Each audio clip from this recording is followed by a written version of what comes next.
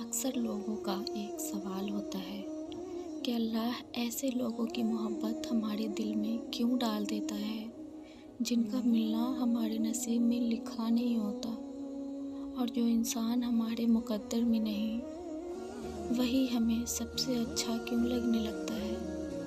اور کچھ لوگ کہتے ہیں کہ اگر وہ انسان ہمارے لیے بہتر نہیں تو اللہ اسے ہمارے لیے بہتر بھی تو بنا سکتا ہے، کیونکہ دعاؤں سے نصیب بدل جایا کرتے ہیں۔ یاد رکھو یہ بات کہ وہ رحمان تمہیں تمہاری من پسند چیز سے آزماتا ہے۔ اللہ تمہیں بے بس کر کے اپنے قریب لانا چاہتا ہے، وہ تمہیں دنیا سے مایوس کر کے اپنے اوپر توکل کرنا سکھاتا ہے۔ اللہ تمہیں لوگوں کے ہاتھوں سے توڑ کر خود سے جڑوانا چاہتا ہے، اور وہ رحمان ایسے حالات پیدا کر دیتا ہے کہ تمہیں سجدہ کرنے پر مجبور کر دیتا ہے۔ اور اللہ جب تم سے کوئی بہتر چیز لے رہا ہے تو یقین کرو وہ بہترین سے تمہیں نوازنا چاہ رہا ہے۔ وہ اللہ سب جانتا ہے، دلوں کے حال بھی، خیالوں کے راز بھی۔ سنو، جب محبت میں ٹوٹ کر تم بکھرنے لگو اور تمہارے دکھ شدت اختیار کر جائیں تو تم بھولنے کی غلطی مت کرنا، کیونکہ یہ تو صبر کے لمحات ہوتے ہیں۔ وہ لمحے جب اللہ تمہارے ساتھ ہوتا ہے۔ قرآن پاک میں اللہ تم سے کہہ رہا ہے، اداس نہ ہو اور نہ ہی نا امید ہونا جب تم گہرے درد میں سوالی بن کے اللہ کے سامنے جاتے ہو، جب تم آنکھوں میں آنسو لے کر اس رحمان سے فریاد کرتے ہو، جب تم اپنی خطاؤں کی ٹوکری لے کے اس سے رحم کی بھیک مانگتے ہو، تو وہ اپنی ساری رحمت سمیٹ کے تمہارا استقبال کرتا ہے، تمہیں پرسکون یاد میں لپیٹ کے دنیا کے ہر درد سے آزاد کر دیتا ہے۔ وہ اپنے نور سے تمہارا بکھرا ہوا دل پر نور کر دیتا ہے۔ یاد رکھو، اللہ آزماتا ہی ہے جسے وہ محبت کرتا ہے، کیونکہ وہ جن سے محبت کرتا ہے انہیں ہمیشہ اپنے قریب رکھتا ہے۔ بے فکر رہو، جو تمہارا ہے وہ تمہیں ہی ملے گا، پھر چاہے وہ دو پہاڑوں کے درمیان دفن ہی کیوں نہ ہو، اسے اللہ تم تک لے کر آئے گا۔ سنو، تم اپنی قسمت کو اس رحمان پر چھوڑ دو، اس لیے نہیں کہ وہ بہتر کرے گا، بلکہ اس لیے کہ اللہ سے بہتر اور کوئی نہیں کر سکتا۔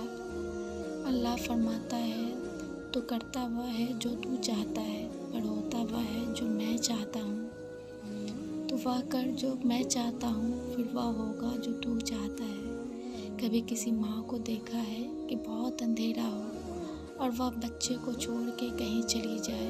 کبھی نہیں نا۔ تو پھر وہ رحمان جس کی رحمت اور برکتوں کی کوئی حد نہیں، وہ تمہیں کیسے تکلیف میں چھوڑ سکتا ہے؟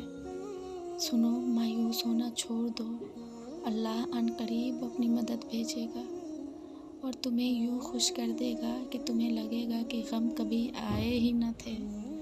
تمہاری زندگی کی سب سے بڑے، گہرے، سب سے تاریک، سب سے ٹھکے ہوئے، سب سے زیادہ تکلیف حصہ، جن کے بارے میں کوئی نہیں جانتا، کوئی نہیں سمجھتا، جن کے بارے میں تم کسی سے بات بھی نہیں کر سکتے، یاد رکھو ان تمام حصوں تک اس رحمان کی رسائی ہے، اور وہ تمہارے بارے میں سب کچھ جانتا ہے۔